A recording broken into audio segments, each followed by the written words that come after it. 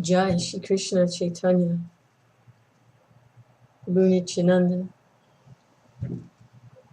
Shri Advaita Gadadhar Srivasadi Gaur Bhaktivinoda Jai Shri Prabhupada. Hare Krishna, Krishna Krishna, Hare Hare, Hare Rama, Ram Ram, Hare Hare. So, continuing reading the pastimes of Lord Advaita, one of the 5 features of Godhead appearing in Chaitanya Leela. And as told by his disciple Ishana Nagara. So, these are extraordinary pastimes. Transcendental personality of Godhead when he incarnated in this material world. Nothing material about the Lord's incarnation. He became visible by his inconceivable potencies, by manifesting his transcendental pastimes. And so, this is Ishana Nagara's account of Advaita Prabhu.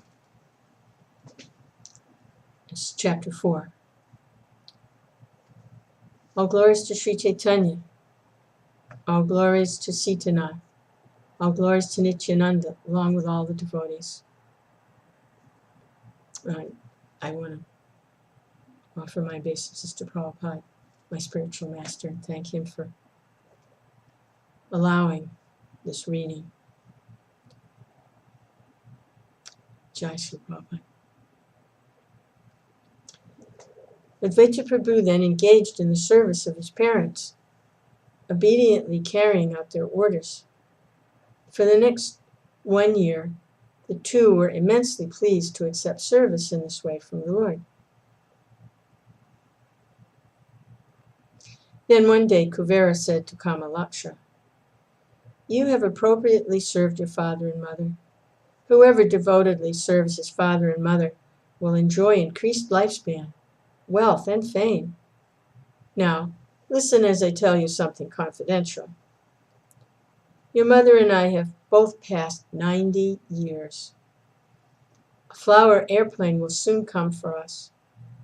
After we leave this world, please offer oblations at the feet of Vishnu on our behalf." As he spoke, a celestial airplane that was visible only through the eyes of knowledge arrived there. The couple rode in that airplane to Vaikuntha, while Advaita Prabhu chanted the name of Harih, the Lord loudly. After performing the standard rituals, Advaita Prabhu lamented like an ordinary person. The son of Lava then remembered his father's instructions and went to Gaya, the abode of Vishnu, where he offered oblations at the lotus feet of Vishnu. He passed a few days there in order to complete his forefathers' rites. Advaita Prabhu then thought, "If Jagannath is merciful to me, I will go to Nabigaya near Yajapura Rissa from here." On the way to Jagannath Puri, Advaita Prabhu went to Ramuna and had darshan of Gopinath. Seeing the sweetness of Gopinath, Advaita was overwhelmed in ecstasy. One moment he laughed, the next moment he cried, another moment he danced. After some time, Advaita Prabhu regained his external consciousness and then offered obeisances and prayers to Gopinath. After leaving that place, he went to Nabigaya and offered oblations to his forefathers. In this way, he felt grateful. From Nabigaya, Advaita Prabhu went to Puri, where Jagannath, Baladev, and Subhadra performed their pastimes. Advaita Prabhu offered dandavats to Lord Jagannath by falling on the ground like a rod. He offered many prayers to the Lord, who manifested before Advaita Prabhu as Krishna. Seeing Lord Jagannath in this way, Advaita was overwhelmed in ecstasy and exclaimed, "O Lord of my life!" He then fainted. When Advaita regained his consciousness after some time, he cried out, "Now I have obtained Krishna." He jumped high and danced beyond description. One moment he laughed, the next moment he cried loudly. Advaita Prabhu was absorbed in great ecstasy throughout the whole day and night, until the next morning when the sun rose and he regained his external consciousness. After Advaita took bath in that king of holy places, he was delighted to obtain Lord Jagannath's Mahaprasad. Advaita noted how all the temples in Sri Kshetradham were overflowing with love of God. After passing some time in Puri, Advaita Prabhu departed for Rameshwaram. On the way, he took bath in the Godavari River and visited many places of pilgrimage. Sometimes he went east, sometimes he went west. There was no particular sequence in his travels, for he was always mad in ecstasy. Advaita Prabhu visited Vishnu Kanchi, Shiva Kanchi, and so many other places of pilgrimage that cannot be described. Advaita Prabhu took bath in the Kaveri River, and then he visited Papanashanam and other places like Madurai. Eventually, Advaita arrived at the great pilgrimage place of Setubandha, Rameshwaram, where he joyfully took bath at Dhanustirtha. He offered respects to Rameshwar Shiva and devotedly worshipped and offered many prayers to Shiva. Lord Ramachandra is his Lord, and he is Rama's servant. Saying this, Advaita felt great bliss. Raising his arms, Advaita began dancing, sometimes laughing, sometimes crying, sometimes losing consciousness. Sometimes he cried, "Where is Ram, the Lord of my life?" Thinking in this way, he slapped his cheeks and clapped his hands. Restraining his ecstatic feelings, he passed that night reading Ramayana.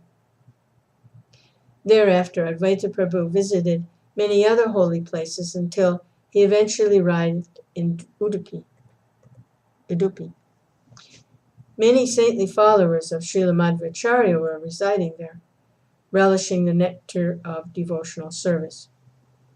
They expounded the science of devotional service from Shandya Sutras and Narada Sutras with full devotion. On hearing their explanations, the Lord displayed ecstatic symptoms. He repeatedly prayed to Bhakti Devi to be merciful to them. He danced wonderfully with his arms raised and ran here and there, crying. Gradually, the waves of the ocean of love overflowed, and the Lord fell unconscious to the ground. Seeing this, Madhavendra Puri said,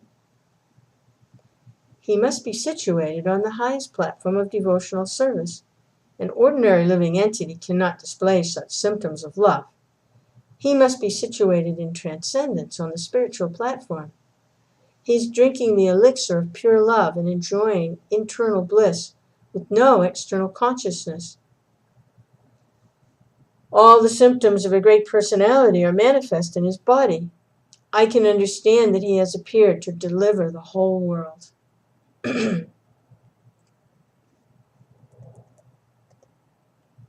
All the saintly persons there surrounded Advaita Prabhu and jubilantly chanted, "Harih, Harih," drinking the powerful medicine of the holy names. Advaita begged for devotional service and roared loudly. All the devotees floated in waves of love as Advaita Prabhu manifested various ecstatic symptoms.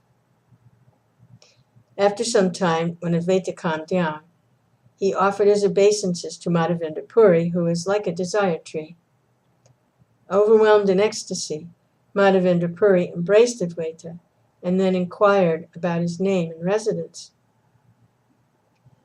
"You are a storehouse of pure love. We are most fortunate to have you here." Advaita Prabhu replied, "My name is Kamalaksha, and my residence is in Shantapur, on the bank of the Ganges. You are the Acharya of devotional scriptures, and you are most renounced. Please accept me as your servant and teach me the science of devotional service." Greatly pleased to hear his earnest request, Madhavendra kept Advaitacharya with him. Madhavendra Puri explained Sri Madhvacharya's commentary on the Srimad Bhagavatam to Advaita Prabhu. Just by hearing that explanation, Advaita committed it to memory. Devotees there were amazed to see this.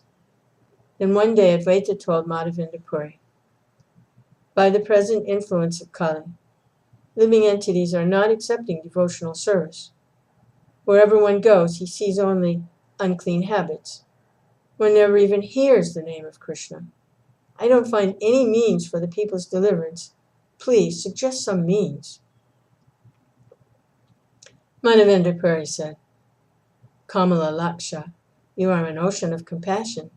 You're always thinking of the welfare of the living entities. This sort of consciousness is not manifest in ordinary people. Only one who is divinely empowered manifests such godly opulence. Unless the Supreme Personality of Godhead incarnates, there's no easy way to deliver the living entities. Therefore, the original Supreme Lord will appear in order to establish religion in Kali Yuga. The primary evidence about his appearance is in the Ananta Sanhita, and there is a further reference in the Srimad Bhagavatam." Advaita Prabhu said, "Where in the Ananta Sanhita may this be found? I have a strong desire to see it." Hearing this request, Madhavendra Puri showed him the reference in the Ananta Sanhita. Advaita Prabhu was most delighted to read it and said, "The son of Nanda Maharaj, who is full in 6 opulences, will appear in Navadvip as Lord Gauranga. He will deliver the entire world by giving people love of God through the chanting of the holy names. Thus he will fulfill the desire of all fallen souls." As Advaita said this, he was filled with ecstatic symptoms, and he chanted Gauranga's name for 3 hours. "Lord Gauranga is the Lord of my life. I will go wherever I find him, even if I have to transgress the Vedic injunctions." Advaita sang this verse and danced as other devotees joined along. Gradually, the waves of pure love swelled up like the Ganges in flood. They cried in ecstasy as they chanted the name of Gauranga, exclaiming, "I've attained Gauranga." The Lord rushed to and fro, sometimes losing consciousness and rolling on the ground. Later, after the Lord restrained his ecstatic symptoms, he had that reference in the Ananta Sanhita copied down. Then one day, Advaita Prabhu got up in the morning, offering obeisances to Madhavendra Puri, and left. Continuing on his travels, he visited hundreds of holy places until he came to Dandakaranya. He visited the sites around Nashika, and then he left for Dwarka. Absorbed in love, he offered his respects and prayers to Lakshmi, Vasudeva, and others. He then went to other holy places like Prakasha and Pushkar, until he eventually arrived at Kurukshetra. As he continued his pilgrimage, he went to Haridwar to take bath in the Ganges. Thereafter, he visited Badarikashram, the topmost holy place, where he had darshan of Narayana and Vyasadeva.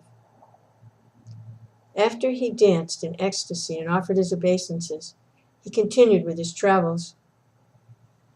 In a few days, he arrived at Gomukha, the source of the Ganges. Then he went to the Gandaki River, where shalagram shilas are found. He took bath there, rested a while, and then incessantly chanted the holy name of the Lord. He found a shalagram shila marked with a chakra and other auspicious marks, and he devotedly took it with him when he left. Then Advaita Prabhu went to Mithila, the birthplace of Sita. He rolled on the ground there and then chanted and danced in ecstasy. Now, hear about the wonderful incident that took place at that time. The Lord heard a sweet melodious song in glorification of Krishna.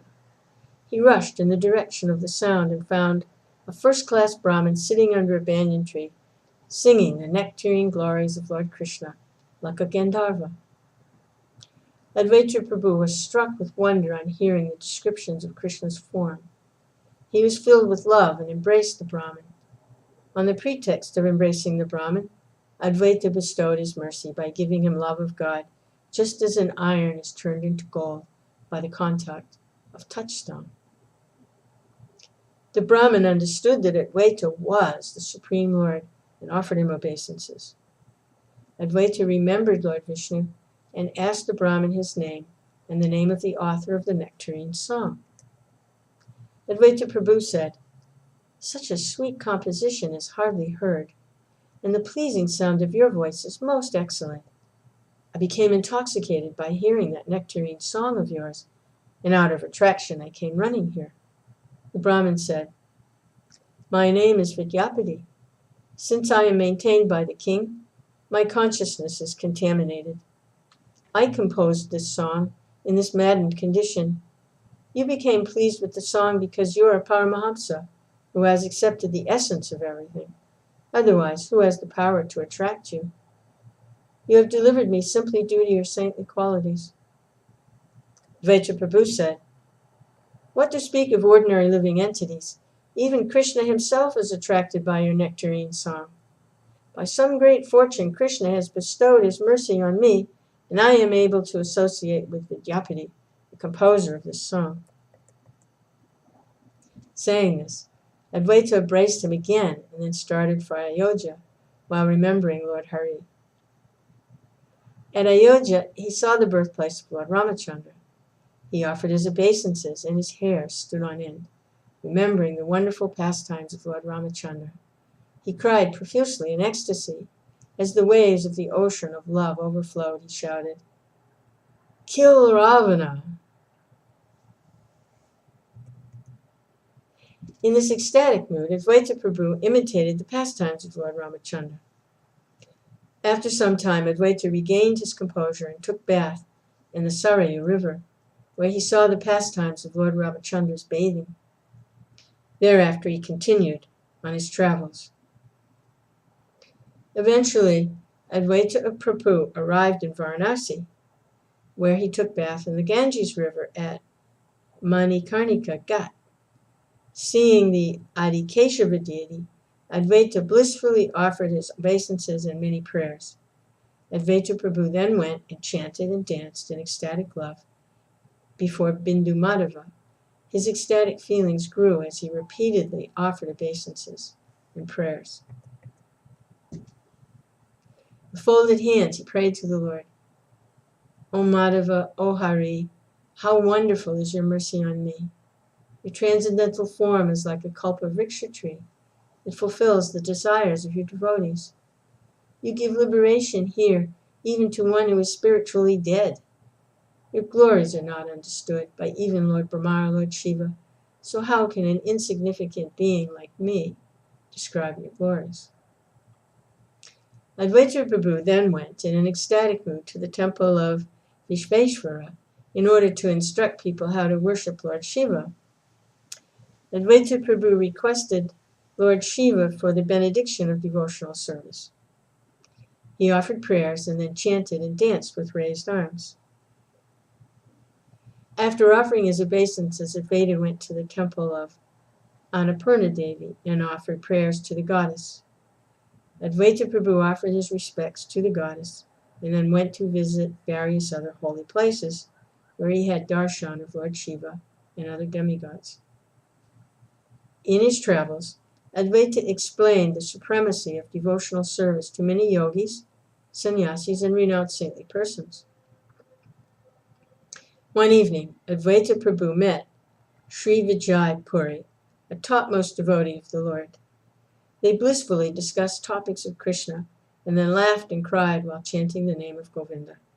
Sometimes they rolled on the ground, sometimes they lost consciousness, sometimes they embraced each other in ecstasy. After that auspicious night passed, they suffered greatly as they parted ways. Advaita Prabhu traveled on in this way till he arrived at Prayag. There he had his head shaved, and then he bathed in the confluence of the holy rivers and devotedly offered oblations to his forefathers according to regulations. Next he went and offered prayers and obeisances to Vanimadeva, and then he saw Bhima's club, which he repeatedly glorified. Shri Advaita Prabhu then left for Mathura, the site of Lord Krishna's eternal pastimes. When he arrived in the transcendental abode of the Lord, he manifested ecstatic feelings and cried out, "Alas, Krishna!" The entire city of Mathura was inundated with love. Children, youth, and elders were all drowned in that flood. Upon seeing the Yamuna, Advaita felt overjoyed. He offered so many prayers and obeisances it cannot be described. In ancient times, there was a devotee by the name Dhruva. The place where he worshipped Krishna is known as Dhruva Ghat. Anyone who offers oblations to his forefathers there will achieve 100 times the results as obtained in Gaya. After taking bath in the Yamuna at Dhruva Ghat, Advaita offered oblations with love and devotion. He next went to see the deity of Krishna there and became stunned in ecstasy. Advaita experienced unlimited bliss as he visited the sites of Krishna's pastimes. Advaita Prabhu then went on to visit Sri Vrajadhan. Just by touching that transcendental abode, he was enchanted with love. Even though Mathura is a transcendental abode, the ecstasy of love is greater in Vraj because of the gopis' presence. When Advaita came to his external consciousness, he cried and said, "Where is the Lord of my heart?" Intoxicated in ecstasy, he ran to and fro. Then he rolled in the dust while glorifying its spiritual nature. Sometimes he laughed, sometimes he jumped high dancing, sometimes he called the name of Krishna and roared loudly. From time to time he manifested symptoms of ecstasy like perspiring, shivering, being stunned. In this mood he approached Govardhan Hill. Upon seeing Govardhan, Advaita was overcome with feelings of ecstasy. He began dancing with his arms raised high. He then visited other sites of Radha Krishna's pastimes and finally took rest at the base of a banyan tree. Towards the end of the night, Advaita had a dream in which Sri Nandanandana appeared to him. Krishna appeared with the complexion of a newly formed rain cloud, and chanting to the whole world, he had a peacock feather in his crown, and he danced while playing his flute. He was dressed in yellow cloth, golden ankle bells adorned his feet. His body was as soft as butter and full of transcendental mellows. Seeing Krishna's exquisitely beautiful form, Advaita felt overjoyed, began dancing with his two arms raised. Supreme Personality of Godhead Shri Krishna said, "You are part of my body. Your association inundates me with jubilation. As Gobishwar Mahadev, you are most merciful. Now you have appeared for the welfare of the living entities. You are re-establishing the lost holy places. You are establishing the supremacy of devotional service. And you are delivering the living entities by distributing the name of Krishna. My transcendental deity form named Madan Mohan is situated within one kunja. The deity is hidden slightly under the ground on the bank of the Yamuna at Dwadashatiya Tila. Previously, this deity was nicely served by Kubja, but the deity was hidden in fear of rogues. Bring some people from the village, uncover my deity, establish my deity's worship for the benefit of the world." Lord Krishna then disappeared, and Advaita Prabhu awoke. Filled with loving sentiments, he began loudly singing the holy names and dancing with his arms raised. When Advaita entered the village, the people were pleased to see a saintly person, and they gathered around him. Advaita Prabhu told them, "All of you, come quickly to Dwadashatiya Tila on the bank of the Yamuna.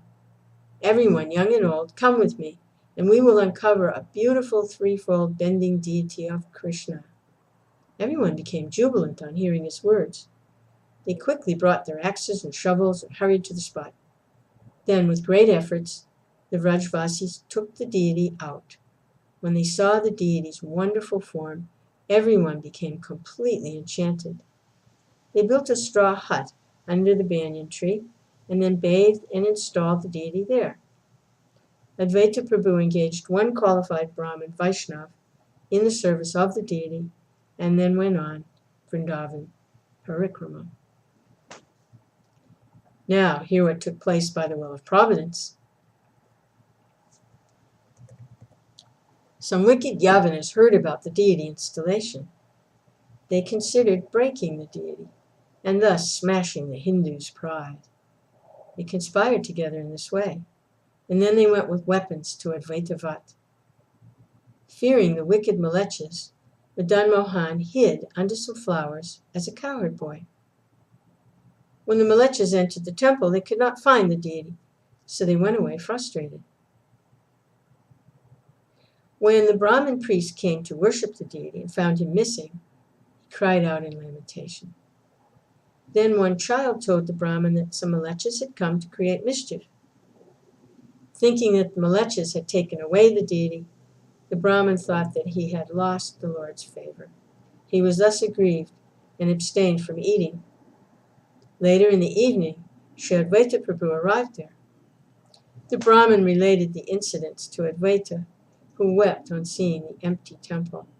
Advaita Prabhu said, "Being kind on us, the Lord came by his own will. Now, perhaps, due to some offense, he has left us." Advaita felt great distress, and he abstained from even water as he passed the night under the tree. That night, Madan Mohan appeared to Advaita in a dream and pacified him with sweet words. "Wake up, Advaita. I hid myself under the flowers out of fear from the Malechas. Even Lord Brahma is unable to see this form, which you see due to your loving devotion. I will again appear in the same transcendental form, and people will enjoy unlimited happiness by seeing me." After seeing that dream, Advaita rushed to the temple and found Gopal under the flowers. Finding that deity, the embodiment of transcendental mellows and full of all sweetness, Advaita was overwhelmed with unalloyed love and lost his external consciousness. One moment he was stunned. The next moment his hair stood on end. One moment he chanted the name of Harih. Another moment he danced, and then he lost consciousness. And after some time he regained his external consciousness and offered fruit and water to Sri Gopal. Advaita Prabhu then accepted Lord Gopal's prasad and meditated on his incomparable mercy. Early the next morning, as Advaita went to the Yamuna for taking bath, he saw the Brahmin priest on the bank. Advaita told him, "Go quickly to the temple, wake the Lord, and offer him worship. The deity should now be worshipped by the name of Madan Gopal. There is no need for you to know exactly why." The Brahmin said, "The deity is not in the temple." Advaita replied, "Krishna cannot leave his devotee." In wonder, the Brahmin went to the temple, opened the door, and saw the deity on the altar. Overwhelmed in love, the Brahmin offered many prayers and worshipped the deity in the name of Madan Gopal. From that day on, the deity became known as Madan Gopal. One day, Madan Gopal again appeared to Advaita Prabhu in a dream. In a sweet voice, Madan Gopal said, "O Advaita Acharya, a man by the name of Kobe will come here from Mathura. There is a danger from wicked Malechas here. Therefore, hand me over to Kobe so that he can keep me safe." Advaita Prabhu said, "Oh, Madan Gopal, you're the treasure of my life. You give me happiness and strength. Without you, how can I maintain my life? Can a fish live without water?" Madan Gopal smiled and replied, "I am forever under your control. Without you, my pastimes are incomplete. I always reside with you. Kindly fulfill my devotee's desire by offering the deity to him. Remember what has been previously described. The deity is nondifferent from the painting that Sri Vishaka made. Sri Radhika herself became enchanted on seeing that painting. That transcendental painting is still there in Nikunjavana. Go there, and without doubt you will easily find it. Take that picture to Shantipur and deliver the living entities by inaugurating its worship. Seeing that dream, Advaita Prabhu was inundated with love. He began chanting the Lord's name and dancing with raised arms. After a couple hours, he became perfectly calm. At that time, Kabi arrived there from Mathura. With grass between his teeth and folded hands, Kabi came before Advaita Prabhu, offered his obeisances, and said, "You are the incarnation of the Lord. You know everything. You have recovered the deity that was worshipped by Kubja. Madan Gopal ordered me in a dream to promptly take him to Mathura and install him there. Therefore I have come here to visit you. Please entrust the deity in my care and make me fortunate." On hearing the supplication, Advaita handed the deity over to Kobe and began crying in separation. Leaving that place, Advaita wandered around, eventually came to Nikunjavana. Finding that picture, he drowned in an ocean of love. Advaita Prabhu carefully took that transcendental picture, returned to his residence in Shantipur, praying at the lotus feet of Lord Chaitanya, Shri Advaita, always desiring their mercy. I, Ishana Nagara, narrate Shri Advaita Prakasha. These are the transcendental pastimes that took place on this planet 500 years ago. Extraordinary pastimes. The incarnation of Lord Sri Krishna Chaitanya. It's Chaitanya Leela. Jai Shri Prabhupada.